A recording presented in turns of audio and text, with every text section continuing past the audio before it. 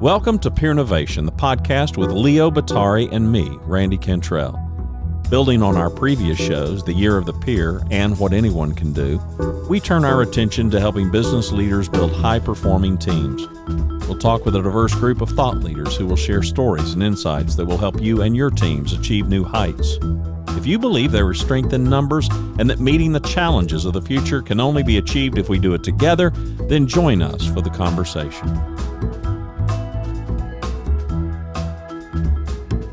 Today's guest is Dan Hoffman, founder and CEO of Circles. After starting, growing, and selling a cloud-based tech company, Dan and his family spent a few years in Spain learning what he wanted to do next. From that sabbatical came the idea focused on peer learning. Today, Dan is building Circles, a platform that fosters deeper conversations to create enduring connections and learning. We welcome Dan to the show. Welcome back to another episode of Peernovation, the podcast, and we are happy to have a returning guest. And in fact, did you a solid as far as the book goes too, Leo. He is Dan Hoffman. Circles is the platform. It's circl.es. Welcome back to the show, Dan. Thanks, Randy. Great to be here. Hello, Leo. Hello, Dan. Yes, Dan was kind enough to contribute a terrific foreword to the book, What Anyone Can Do. And, and I think this was at a time when, you were in the pretty early goings of Circles and putting together this platform. And so what I'd maybe love to just start out doing, because, some may be familiar with Circles, some may not, but I think let's assume that, given that we have the founder and CEO on the podcast here, that you can tell us a little bit about it. The basics of it first in terms of the platform, but then I think we also want to talk a bit as we have looked at this podcast and rebranded it Peernovation, because we're really looking at these practices that drive high-performing teams, whether those are virtual teams or in-person teams. And I know that you've done a lot of work, not only build a platform, but also create a wonderful framework for how these meetings can be held in a way that really maximizes everybody's productivity. So, Dan, I'll let you get rolling and tell us a little bit about Circles and go from there. Thanks, Leo. Thanks for the opportunity. We've been obsessed with how humans connect and studied lots of places where small groups in facilitated inclusive dialogue, talking about themselves, application, maybe a little bit of content, and then meeting over time, produce this magic where people are really open with each other and push each other to be their best. And we call that Circles when that happens. A lot of leaders have experienced that through peer groups like Vistage or YPO Forum, but it exists in many other practices and traditions, goes all the way back to sitting around a fire, telling stories. And so my work is building a company, a method, technology platform, and a team of people that are really good at making it easy to scale this type of small group magic. Yes, we learn better in circles than in rows, which I know you are very famous for, repeating that. And actually, just in terms of some of the features of this, which is great, because, again, I was taken with this because, as you know, one of the first things you explained to me in terms of putting this together was you really wanted a platform that was really great at facilitating conversation, not just presentation. Yes.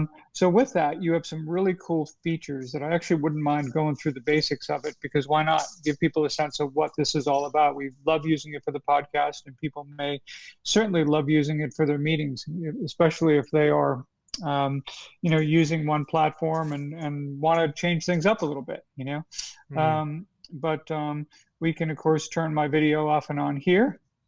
We can mute right here. If I want to put myself in the center of the circle, there we go.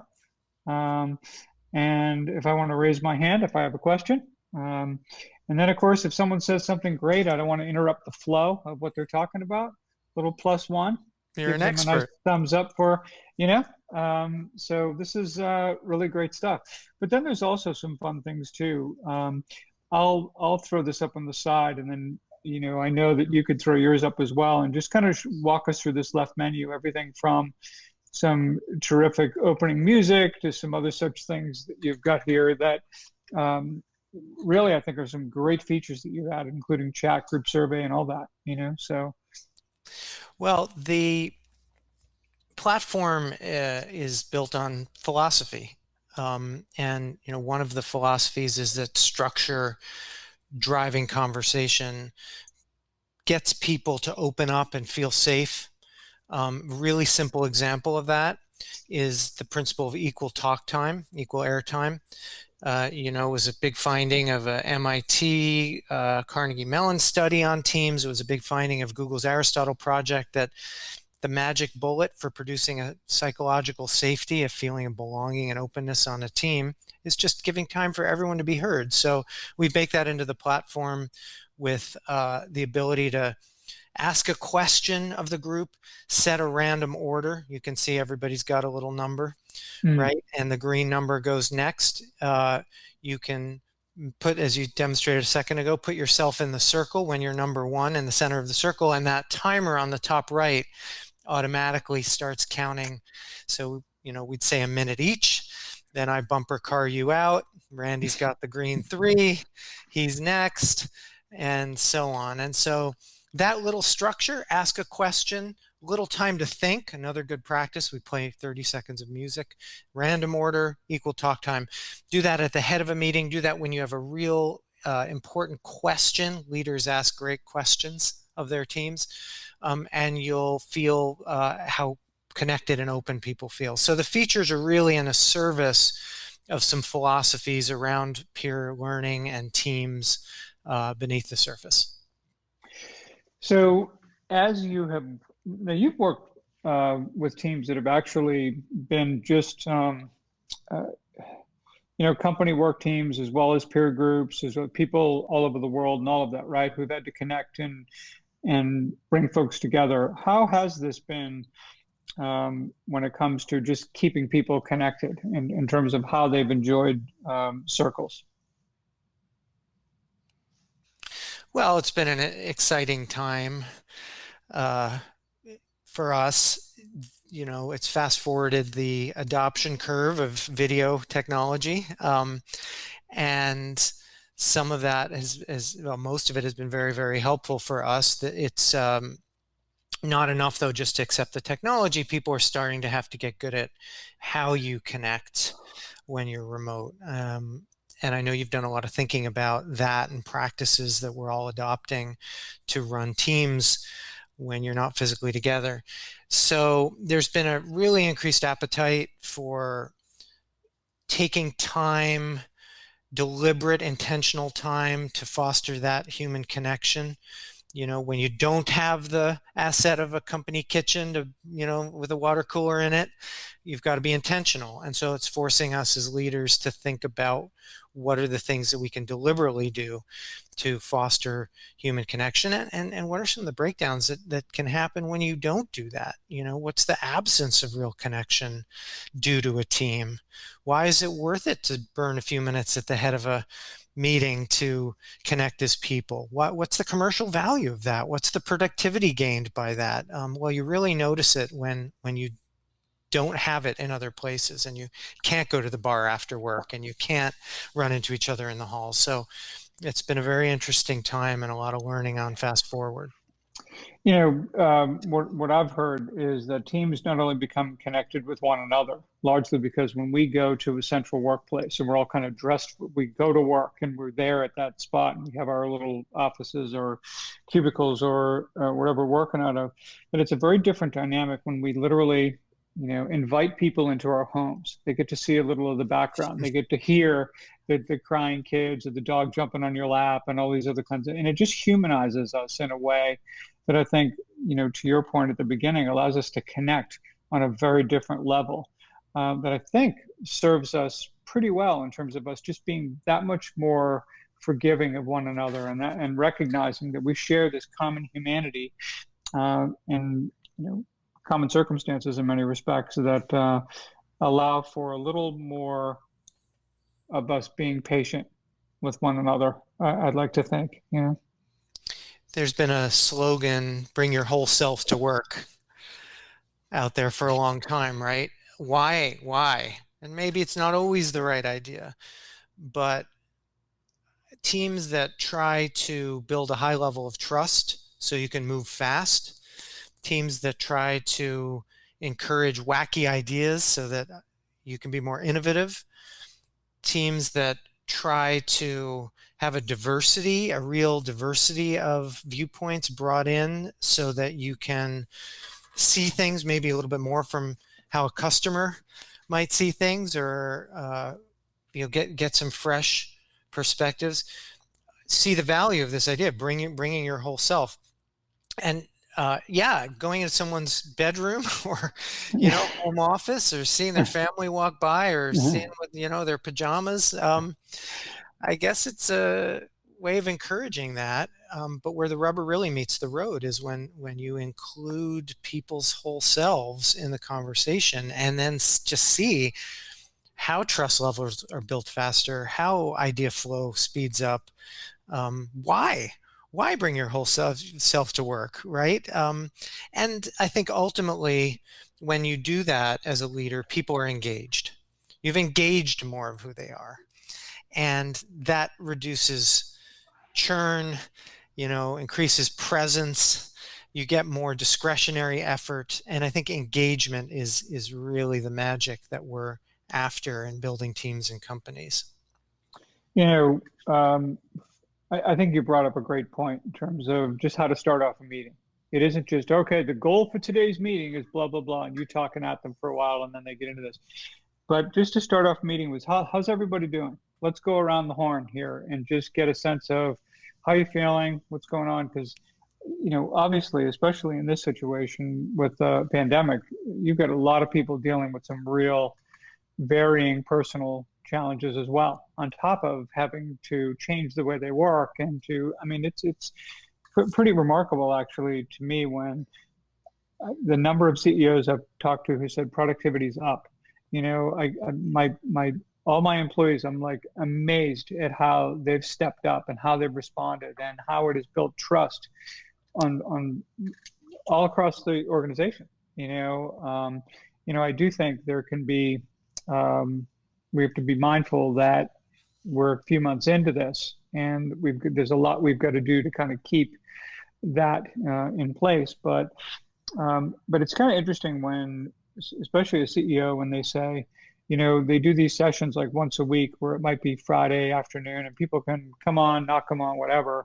And it's just using this not for a specific meeting with an agenda like we're talking about today, but just how's everyone doing? Just complete open forum. And these CEOs are often kind of sheepish about the fact that, I never asked my employees how they were doing often enough, nearly often enough. So that's been a kind of an interesting new practice as well, as people are working together virtually. Absolutely. Again, you take for granted that people are having those conversations, especially if you're coming into an office and there's time in the hallway. Without that, you've got to be intentional about it. And I think we're all being more thoughtful about how that happens. I think it's an interesting time. I mean, we're about 3 months into lockdown, or getting on day 100 here. You and I have talked about culture a lot. Well, there's culture shock. And what people don't realize about culture shock is it hits at the 2-3 month mark. It doesn't hit at first. At first you travel, you're excited, it's nice, but culture shock wears on you, and it's very subtle. And things like missing how things were, or just feeling a little low energy, or feeling some frustration, the restlessness, those things start to creep in when you're living in a new place after about 2-3 months. And I think now is a very critical time for people to start asking, how are you doing? And I'll see that question and raise you one, Leo. What we often don't do when asking that question is give some silence to think. Mm. before answering. So my recommendation again is that we call it reflection time, that practice of just, okay, we're going to go around the horn, ask how everyone's doing, or maybe another question that engages you emotionally a little bit, put a twist on it. And then 30, 60 seconds to give people a chance to come up with a great answer and then be present listening to each other instead of thinking of their own. So that little reflection interval is a very big difference. Takes conversation up a notch. I've heard about that in terms of let silence do the heavy lifting. Mm. And I think that's just what happens in that moment, when people really have that time and they can really reflect and formulate things in a way that, works really, really well. So, Randy, you've been I've been along a lot of silent. virtual meetings as well here. Yeah. Yeah. My curiosity, Dan, is the things that you and your team have learned, even since your launch, or even things during this pandemic. One of the things that I learned just today in a client that I was coaching, and she's a leader and she has a number of direct reports, and she made an observation that I had not thought of that seemed one of those smack your forehead obvious things. And she said she had direct reports that were now being more mindful of the look on their face, because in a platform like this, you see yourself on your webcam and you're not used to looking at yourself in a conversation, which I thought was an interesting observation. That's one of the big things that I've learned during this as far as remote kind of work. I'm curious what big takeaways you and your team have learned from the beginning and even during this pandemic as far as just the way these things work. Oh, what a great question. So much learning and on fast forward. I think we all have laid bare our calendars in a new way. And if you're like me, the first impulse without travel time or commute time or was to just fill up calendars wall to wall, video meetings, particularly wall to wall. And that produced a real learning around my own energy level. I started to really notice the stuff I was good at in the mornings and the stuff I was really couldn't just get done in the afternoons.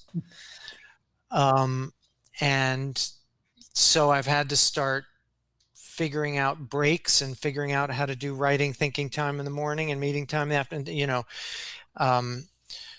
I've also seen across the team places where we needed just in synchronous time. You've got to be deliberate about new meetings, better meetings, short meetings, when you need a long meeting, and the value of synchronous time, where the limits are of Slack or chat or email in a new way. So I think it's taken a filter off. It's taken some excuses out. It's, laid bare some things that were maybe going on the whole time that we just didn't get to observe as closely, like energy level and the rhythm of the day and the, team meeting structures. And so in that way, we've all been learning a lot.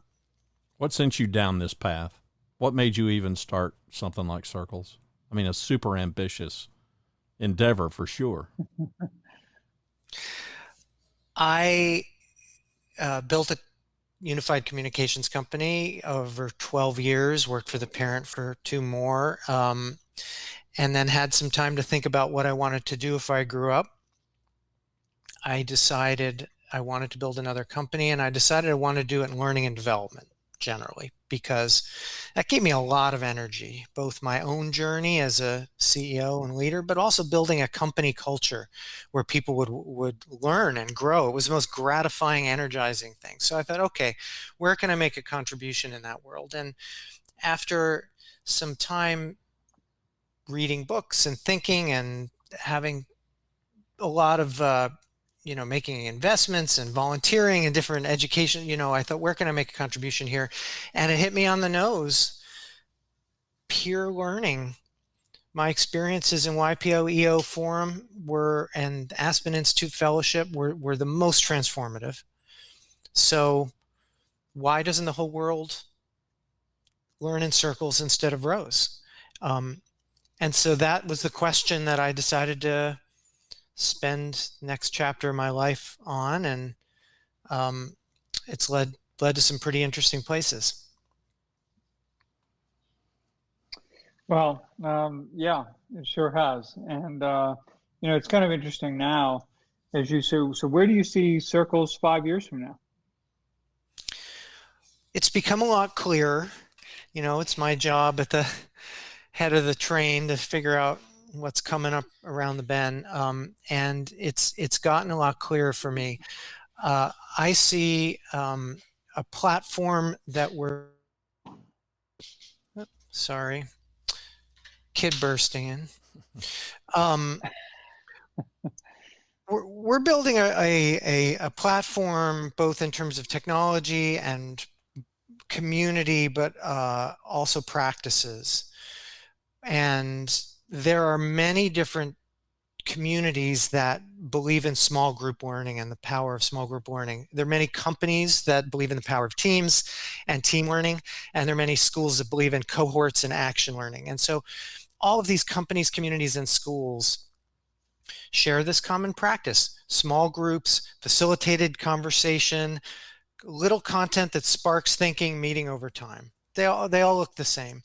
I see circles sitting in the middle of that, and through our concept of libraries of agendas, libraries of learning journeys, libraries of sparks for thinking, helping those communities enable their members to get in small group, have super powerful dialogues, learn together, whether it's teams learning or students learning or members of a diverse community helping unlock the wisdom for each other. So we see this platform as just a way to get agendas that structure dialogue out really fast and enable that really fast. An example is some of the work we're doing with YPO recently around COVID, or Aspen around race. These are questions that have really hit hard. Teams need to be talking about these things. In learning and development terms, the world has given us the greatest stretch assignment in the 70-20-10 that a leader could ask for. But we don't learn from our experiences, as John Dewey said. We learn from reflecting on our experiences. And without that last part, we're going to lose the gold here. So it's incumbent on our communities and our schools and our companies to be super agile, pump out relevant stuff, but give people the space to make meaning and process it and be in small group dialogue. And that's what I think circles can do for the world, is just make an easy way to do that at scale. Since you invoked John Dewey, one of my favorite concepts of his also is collateral learning.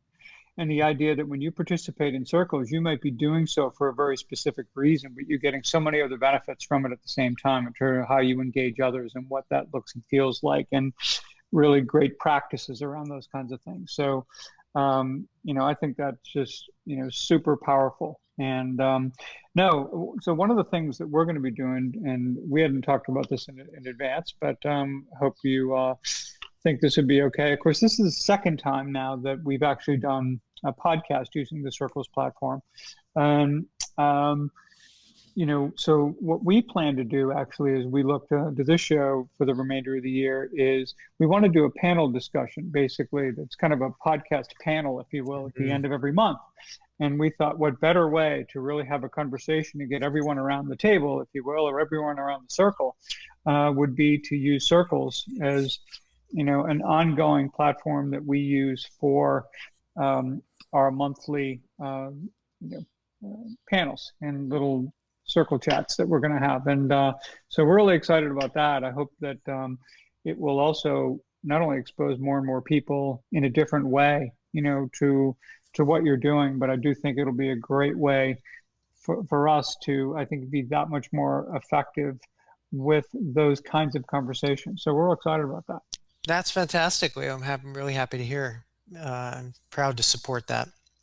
There we go. Dan, do you see this remote learning, remote stuff, the stuff that COVID-19 has forced us to do? What lasting impacts do you see that having in the workplace or in education or just life in general? Innovation under fire, it's really, it's exciting in a lot of ways. Starting at the top, COVID is a global enemy, and it's made us collaborate globally at a much faster rate. I mean, I'm hearing story after story in the healthcare world, where we do a lot of work, of doctors across companies, researchers across companies innovating at new speed, coming together to collaborate in new ways. All of a sudden, our educators are forced to ask questions about what does need to be synchronous and what doesn't, and to be really deliberate and intentional and structured in the synchronous time, and not take it for granted, and be really deliberate and structured and intentional in the asynchronous time. And so it's just forced a incredible we do a lot of work with Harvard Business School, and they are not one place. It's become overnight a laboratory of innovation where they are running experiments. They're speaking in terms of, and this is a place that has been very, traditional. But now all bets are off, and maybe we don't need 3 weeks on campus, and maybe we need this in a big cohort and this in a small. Well, I don't know. Should they meet for 60 minutes? Should they meet for 90? Do we need a facility? They are running experiments at a whole new speed, and learning at a whole new speed. And it's just, really thrilling to be a part of it. And when we go back to a world with a vaccine, I don't think we're going back to the same world. No, I wouldn't imagine we are. You brought up something that I think is really important just to highlight as well, and this whole idea of synchronous versus asynchronous learning and time. So I've been teaching online for basically Seton Hall and Rutgers University for over 12 years.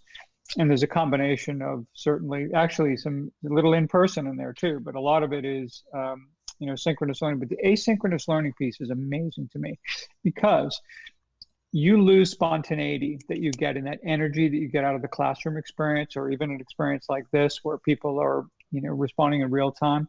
However, think about the number of times where someone will make a point and you're sitting there and there's either some story or some reference or some article or whatever that you have on the tip of your tongue, but you don't know it well enough in the moment really to be able to bring it into the conversation, right? But what you can do is, I'm thinking, I'm going to make a note on that. And then later on in an asynchronous environment now, I can say, hey, during our conversation today, I wanted to bring this forward because this, I think, is really a helpful addition to things. And now all of a sudden you get this very more thoughtful, reflective piece that gets brought into this extended dialogue now that lives past the moment, which I think is really powerful. And, I'm excited that as we start bringing more and more of those tools and we start getting better and better at that, I think the potential is just enormous. Yeah, it's forcing us to rethink these learning processes, and at a time when there's so many tools at hand, ready to try in different mixes. So, and this global diversity we can bring to bear of students from all over the world and all different backgrounds and motivations and walks of life. It's very, very exciting. Dan, go ahead. Go ahead. No, you go ahead. I was just gonna. I know we're up against it for Dan's schedule, so I was just gonna ask you, Dan, to give our audience some idea if people would like to check out Circles, and if they want to see about how it can apply to their situation, how might they best go about that? Thanks, Randy. We've primarily been delivering Circles using the technology platform ourselves as a managed service. We work with leadership development, manager training groups inside of large companies primarily, also exec ed programs like HBS, and some communities, trade associations, a venture capital portfolio, YPO, Aspen Institute, TED.com. We are getting to the point where we're going to be offering Circles as a software as a service platform, including libraries and some training on how to do a great inclusive dialogue in many different traditions. And so at the moment, we are offering some limited free betas of the software component of what we do. You can come to www.circl.es for España. and check that out. And we're really in learning mode. Our price is feedback for the software component. But if you do run a learning and development program, or you are interested in breakout circles as a component of a large event, and allowing your people to continue to meet and learn together after maybe an event that you've had to move online, that's quite a mature offering, and we're offering that as a service where we're the easy button for peer learning. So happy to hear from you. The easy button for peer learning. I love it. Plus, Yeah. is the .es a bit of a nod to the time that you and your family got to spend in Barcelona after you sold your company as well, I would imagine? Yeah, exactly. It was a wonderful sabbatical, and Barcelona is a place that really encourages you to think differently. I was so inspired by walking in Gaudi's Sagrada Familia. Every other church in the world is a box. And here he's created something out of swirls and colors and lights. It's a completely different experience, and it really made me think, why is everything in boxes and rows? What couldn't we find a new shape to the world? So I'm always grateful to the city of Barcelona and the time I spent there. Nice. Randy. Well, we appreciate you being here. We appreciate you, our audience, and we hope you got some value out of this. And we realize that the world is a changing place, and Circles is. We've enjoyed a nice relationship with Dan and with the technology, and watching your story unfold. So, all the best to you, and thanks to our audience. You can find out how to subscribe to the show and all kinds of other information by going to peernovation.co. Until next time, we'll see you later. I'll give you a hug, Randy. Thanks. Our audio listeners will have to watch the video to see the virtual hug that Dan Hoffman gave me and Leo.